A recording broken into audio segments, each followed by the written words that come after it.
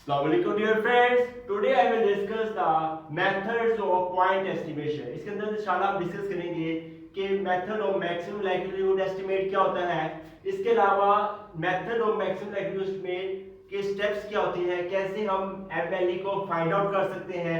इसके अलावा ये भी डिस्कस करेंगे मेथड ऑफ मूवमेंट्स क्या होते हैं। तो वीडियो बहुत ज्यादा इंटरेस्टिंग है, तो वीडियो को आप एंड तक लाजमी देखिएगा ताकि इनके बारे में आपके कॉन्सेप्ट क्लियर हो सके, इनकी कैलकुलेशन के बारे में कॉन्सेप्ट क्लियर हो सके। चलिए वीडियो को स्टार्ट करते हैं।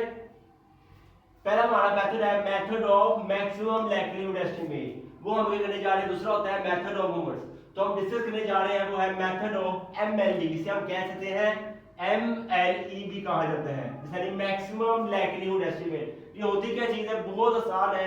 सिंपल वर्ड को डेफिनेशन लिखूंगा, आपने बस सिंपल लिखना है अकॉर्डिंग टू, आपने सिंपल करना है, कोई इतना मुश्किल नहीं है। सिर्फ कहना है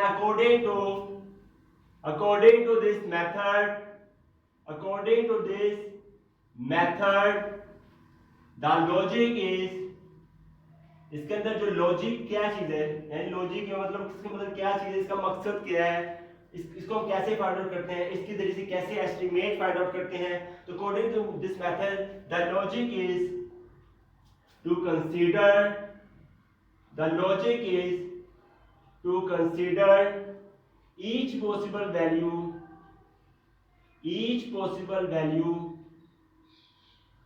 यानी इसके अंदर हम करते हैं, हम कंसीडर करते हैं जितनी भी वैल्यू होती है, to consider each possible value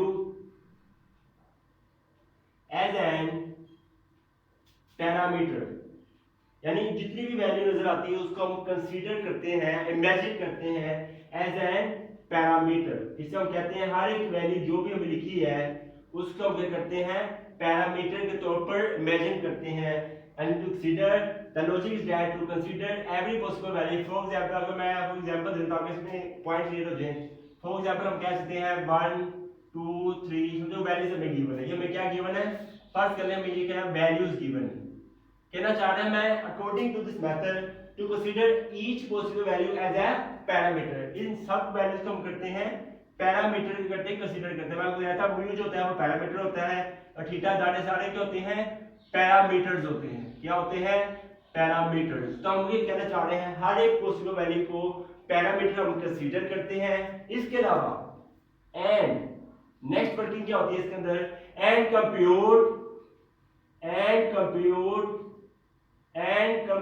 the probability, यानी कंप्यूट द प्रोबेबिलिटी लिख लें या फाइंड द प्रोबेबिलिटी बात है की है, एंड फाइंड द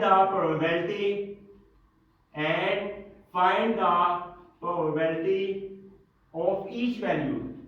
एंड इसके अलावा हर एक वैल्यू को करते हैं हम प्रोबेबिलिटी फाइंड आउट करते हैं। जैसे फर्स्ट कर ले, प्रोबेबिलिटी ऑफ 1 फाइंड आउट करेंगे, प्रोबेबिलिटी ऑफ 2 फाइंड आउट करेंगे, प्रोबेबिलिटी ऑफ 3 फाइंड आउट। ये कहना चाह रहे हैं हर एक वैल्यू के लिए हम करते हैं प्रोबेबिलिटी फाइंड आउट करते हैं। एग्जांपल दे रहा ताकि डेफिनेशन समझने में आसानी रह सके, ठीक है। And compute the probability of each value, हर एक वैल्यू करते हैं प्रोबेबिलिटी फाइंड आउट करते हैं, that the parameter might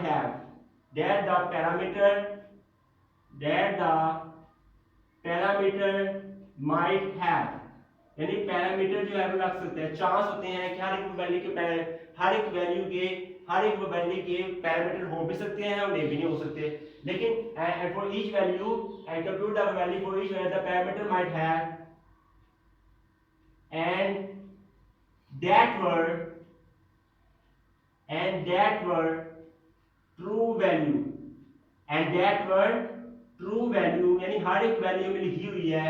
इसमें अब लाजम ये है कि 1 एग्जैक्ट होगा, 2 एग्जैक्ट होगा, इसमें कोई ना कोई ऐसी वैल्यू मौजूद होगी जो ट्रू वैल्यू कंसीडर होगी, यानी करेक्ट आंसर आएगा, करेक्ट को वैल्यू फाइंड आउट करेंगे। तो that the parameter might have and that were true value of parameter and that were true value of parameter for the given sample, जो भी हमें sample given होगा, and हमें जो भी अप्रोक्सीमेट वगैरह जो भी हमें गिवन होगा उस हिसाब से, for the given sample would have occurred, जो भी हमें लिखा होगा, जो भी दिया होगा would have occurred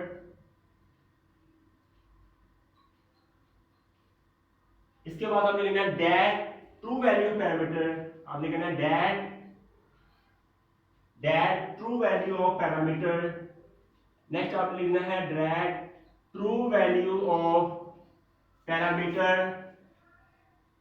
that true value of parameter for which probability, for which that value of parameter, that value for which probability is greater, for which probability, जिसके लिए probability जो होगी, for which probability is greater than, for which probability is greater is chosen as estimate, जिसकी probability ज्यादा होगी उसको हम क्या करेंगे एस्टिमेट चूज कर लेंगे। फर्स्ट कर लेते हैं वो ये भी हो सकती है, ये भी हो सकती है, ये भी हो सकती है, जो भी प्रोबेबिलिटी लार्जेस्ट अमाउंट मिलेगी। जैसे हमने सोल्व करते हैं प्रोबेबिलिटी ऑफ 1 हमारे पास आया समझो 7 आया है, प्रोबेबिलिटी 2 सोल्व की हमारे पास 3 आया है, प्रोबेबिलिटी ऑफ 3 फाइंड की हमारे पास 1 है, तो लार्जेस्ट ग्रेटर कौन सी है, ये वाली, इसी को हम चूज करेंगे। यही हमारी क्या होगा पैरामीटर होगा, जिसे हम कहते हैं ट्रू वैल्यू पैरामीटर। ठीक है, that value parameter for which probability is greater is chosen as estimate, इसको हम क्या करते हैं एस्टिमेट के तौर पर चूज कर लेते हैं। तो यही चीज हमने करनी थी कि मेथड ऑफ मैक्सिमम के अंदर क्या होता है, हमारा टारगेट क्या होता है एस्टिमेट को गेन करना। तो आप आगे ये लिख सकते हैं द एस्टिमेट, तो आप सिंपल वर्डिंग में लिख सकते हैं the estimate obtained by this method, इस मेथड के जरिए से जो हमने एस्टिमेट गेन किया है, estimate obtained by this method,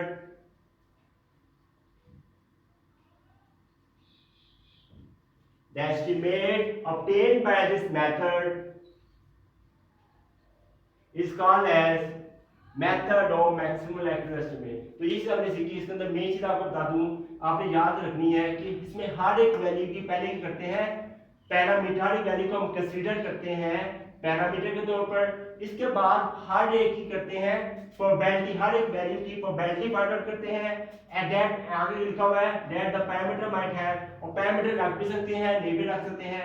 that आगे लिखा था given example would have occurred that true value parameter for which probability is greater, जिसकी प्रोबेबिलिटी ज्यादा होगी उसको हम एस्टिमेट के तौर पर चूज कर लेते हैं। Estimate obtained by this method is called as maximum accurate estimate. यहाँ तक पॉइंट में मुझे उम्मीद है यहाँ तक पॉइंट्स आपको क्लियर हो चुके होंगे। नेक्स्ट हमारा जो स्टेप काम है वो है स्टेप्स, कि what are the steps to find the method of maximum accurate. Next हमारा टॉपिक है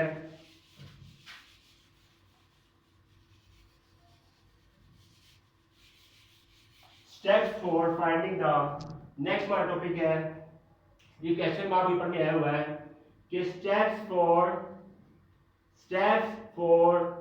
MLE, स्टेप्स फॉर, नेक्स्ट वाला टॉपिक है स्टेप्स फॉर MLE। पेपर में आया हुआ है कि मैक्सिमम एक्यूरेट एस्टिमेट करने के कौन से स्टेप्स हैं, ऐसे कौन से स्टेप्स लगाए जाए कि MLE को फाइंड आउट कर सकते हैं। वो स्टेप्स हम डिस्कस करने जा रहे हैं। वो क्या है, सिंपल आपने पहला उसका स्टेप होता है, सिंपल आपने करना है फाइंड लाइक्लीहुड फंक्शन। पहला स्टेप होता है find likelihood function, find likelihood function. Likelihood function का मतलब क्या है, कौन सा फंक्शन है, that is joint function, that is joint function find out करते हैं of x1 x2 up to so on xn। ये बिल्कुल मैच करता है सफिशिएंसी से, यानी कि मैं कहना चाह रहा हूं f bracket x1 x2 up to so on xn theta. आपको याद होगा कि किसका नाम यूज किया था, क्राइटेरिया फॉर सफिशिएंसी, जो हमने कल लास्ट वीडियो डिस्कस की थी कंसिस्टेंसी सफिशिएंसी की। वो सफिशिएंसी क्राइटेरिया के अंदर ये वाला फार्मूला यूज है, और यही जो फार्मूला सफिशिएंसी के अंदर यूज हो गया है, यही फार्मूला यूज होगा किसके अंदर, MLE के अंदर। ये आपने ये टेक्निक याद रखनी है। तो याद रखिएगा सबसे पहला काम क्या होता है, ज्वाइंट फंक्शन फाइंड करते हैं ऑफ x1 x2 xn। इसे मैं यूं भी लिख सकता हूं is equal to f bracket x1 theta, इसको हमने करने ओपन आउट कर रहे हैं, multiply by f bracket x2 theta up to so on f bracket xn theta. यानी इसको हम यूं भी लिख सकते हैं सिंपल fx1 थीटा, इसको पार्ट्स में हमने डिवाइड कर दिए हैं fx2 to xn थीटा। अब ये टेक्निक जो है वो आप समझाने जा रहा हूं, टेक्निक क्या यूज करनी है आपको। सिंपल है, आपको याद ही होगा, हर एक को पता होगा कि जब भी इस तरह के सम नजर आए तो हम क्या करते हैं, जब भी प्लस नजर आए तो हम क्या करते हैं, बताइए जरा। हम क्या करते हैं, सम लगाते हैं, यानी ऑर्डर 1 to n x से ऑर्डर लगा देते हैं। ये चीज तो हर एक को पता होगी, लेकिन ये चीज जो है शायद किसी किसी को पता हो कि जब भी हम प्रोडक्ट लेते हैं, कि जब भी हम वैल्यूज की प्रोडक्ट ली जाती है, इसके अंदर तो सम आ गया है, इसके अंदर क्या आती है, प्रोडक्ट आती है, मल्टीप्लिकेशन वगैरह आ जाती है, तो ये इक्वल होती है पाई के। ये चीज मे भी आपको पता हो, किसी नहीं पता होगी, प्रोडक्ट जब भी है तो वहां पाई आता है, iota is equal to 1 to n x iota, हमेशा याद रखिएगा। ये चीज आपने कभी बोली, जब प्लस आएगा तो वहां सम आता है, प्रोडक्ट है तो वहां क्या आता है, पाई आता है। तो यही काम होगा, देखिए जरा, यहाँ क्या आ रही है, प्रोडक्ट आ रही है, तो दैट्स मीन हम कौन सा फार्मूला यूज करेंगे, ये फार्मूला यूज करेंगे। क्योंकि ये प्रोडक्ट आ रही है तो मैं यहां लिखूंगा pi iota is equal to 1 to n, iota is equal to 1 to n f bracket x iota theta. इसको सबको मैंने कर दिया, पैक कर दिया। जिस तरह ये इतने ज्यादा वैल्यूज होती है इसको हम पैक कर देते हैं, इस तरह इस डाटा को हमने कर दिया, पैक कर दिया। Pi iota is equal to 1 to n f bracket iota theta. तो पहला काम क्या करना है, एमएलई फाइंड करने के लिए सबसे पहले आपने करना है ज्वाइंट फंक्शन फाइंड आउट करना है। क्लियर यहां तक? सेकंड स्टेप मूव करते हैं। जब सेकंड स्टेप आएगा, सेकंड स्टेप में आपने क्या करना है, taking natural log, taking natural log यानी ln, आपने करना है दोनों साइड से करना है ln लगा देना है। Taking natural log on both sides, taking natural log on both side में करना है ln लगा देना है। यानी मैं कहना चाह रहा हूं, ये हमें फंक्शन गिवन है, गौर से देखिएगा, अगली वीडियो बहुत ज्यादा इंपॉर्टेंट है, स्किप ना कीजिएगा। ln आपके पास गिवन है f bracket x1 x2 up to so on xn, ये में गिवन है आपके सामने ही, dot comma theta is equal to ln bracket fx1 theta fx1 theta fx2 theta up to so on fxn theta. यानी दोनों side से हमने नेचुरल लॉग ले लिया, जब नेचुरल लॉग इसका आएगा तो नेचुरल लॉग इसका भी आएगा ऑब्वियसली। तो यहां आपके पास क्या आएगा, is equal to ln pi iota is equal to 1 to n, यही आ जाएगा आपके पास f bracket x iota theta. तो यहां से आपने सीख ली होगी कि सबसे पहला काम होता है ज्वाइंट फंक्शन फाइंड करना, नंबर 1। नंबर 2 क्या होता है, नेचुरल लॉग लगा देना। नंबर 3 देखते हैं, नेक्स्ट है नंबर 3। नंबर 3 क्या होता है, जो मेरा लास्ट पॉइंट होता है, वो करते हैं टेकिंग डेरिवेटिव। हम क्या करते हैं, नेक्स्ट स्टेप होता है taking derivative of, taking derivative, जो भी फंक्शन हमारे पास आएगा, ये हमारा फंक्शन है, इसका करना हमने डेरिवेटिव लेना है। Taking derivative of ln pi iota is equal to 1 to n f bracket x iota theta. इसका भी करना आपने डेरिवेटिव लेना है। डेरिवेटिव किसके थ्रू लेना है, आपने लिखना है विद रिस्पेक्ट टू थीटा। तो याद रखिएगा, इसका आपने डेरिवेटिव लेना है, थीटा के नाम से आपने डेरिवेटिव लेना है। एंड नेक्स्ट क्या करना है, एंड इक्वेट इट टू 0। इसको पहले डेरिवेटिव लेना है, फिर इसके बाद से करना है 0 के बराबर कर देना है, to find the maximum likelihood estimate, to find the maximum likelihood estimate. तो ये मुझे उम्मीद है आपको सारे स्टेप्स आ चुके होंगे कि पहला काम क्या होता है, याद रखिएगा ज्वाइंट फंक्शन, दूसरा काम नेचुरल लॉग, तीसरा काम डेरिवेटिव ले लेते हैं, इसके बाद 0 के बराबर कर देते हैं, इक्वल टू 0, तो हमारे पास एमएलई फाइंड आउट होता है। जब इंशाल्लाह हम प्रॉब्लम सॉल्व करेंगे एमएलई की, तो आपके और ज्यादा पॉइंट्स में इंशाल्लाह क्लियर कर दूंगा। इसके न्यूमेरिकल नॉर्मल डिस्ट्रीब्यूशन के हिसाब से, पॉइंट्स के हिसाब से, बॉर्डर बाइनोमियल के हिसाब से बहुत ज्यादा इंपॉर्टेंट है। आपको सारे इंशाल्लाह ट्रिक्स बताऊंगा कैसे सोल्व आउट करना है। नेक्स्ट हमारा टॉपिक है वो है method of movements. Second topic हमारे पास है वो है मेथड ऑफ मूवमेंट्स। ये हमारा last video method of movements very very important है, तो वीडियो को स्किप ना कीजिएगा, ये वेरी वेरी इंपॉर्टेंट है।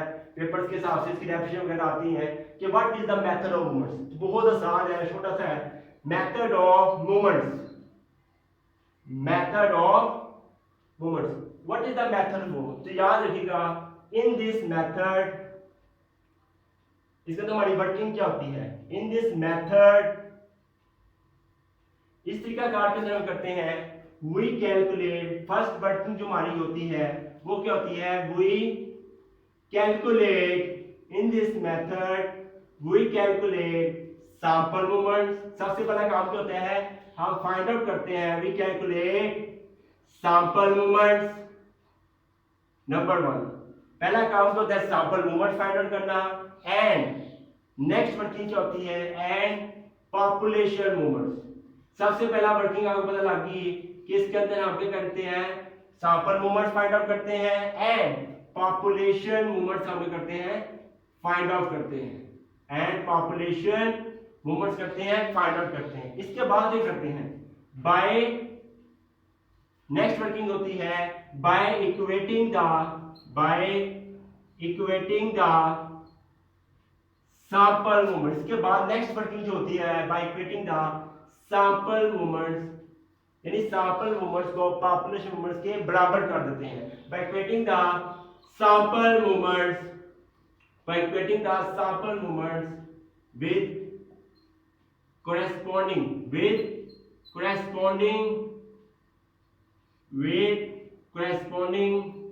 population movements,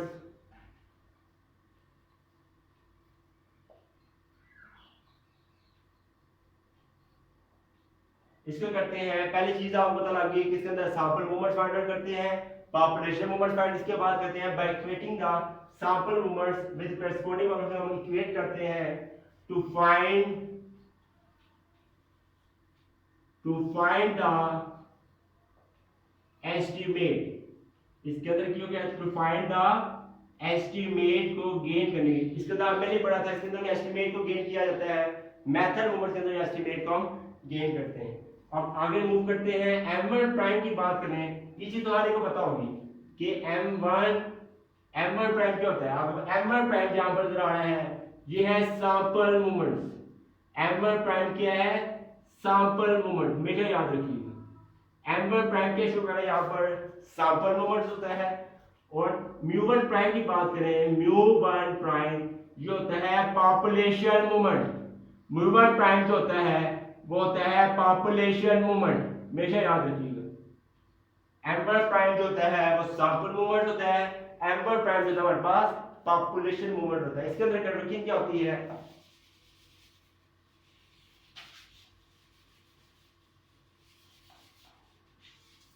नेक्स्ट हमारे पास है। इसके बाद लास्ट वर्किंग आपने करनी है, we equate,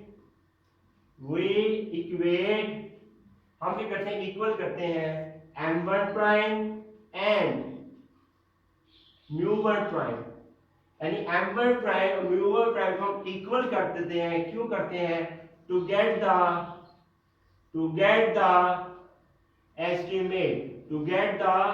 estimate of mu.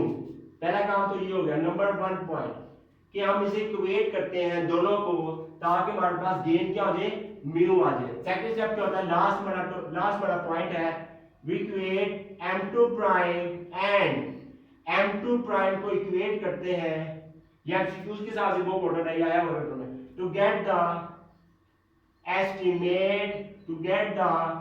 Estimate of sigma square. तो ये चीज आपने सीखी कि इसके अंदर नंबर 1 क्या होता है, सैंपल मूवमेंट फाइंड आउट करना, पॉपुलेशन, इसके बाद इक्वल करते हैं, m1 प्राइम सैंपल मूवमेंट होता है, m2 प्राइम पॉपुलेशन मूवमेंट। इस तरह m2 प्राइम भी सैंपल मूवमेंट और m2 प्राइम भी सैंपल मूवमेंट होता है। दोनों को बराबर करते हैं, m1 प्राइम को इक्वल करें तो हमारे पास म्यू गेन होता है, हमेशा याद रखिएगा। अगर m2 प्राइम को इक्वल करें हमारे पास आता है sigma square. Thanks for watching the video. If you like this video, then kindly like and subscribe to my YouTube channel. Allah Hafiz.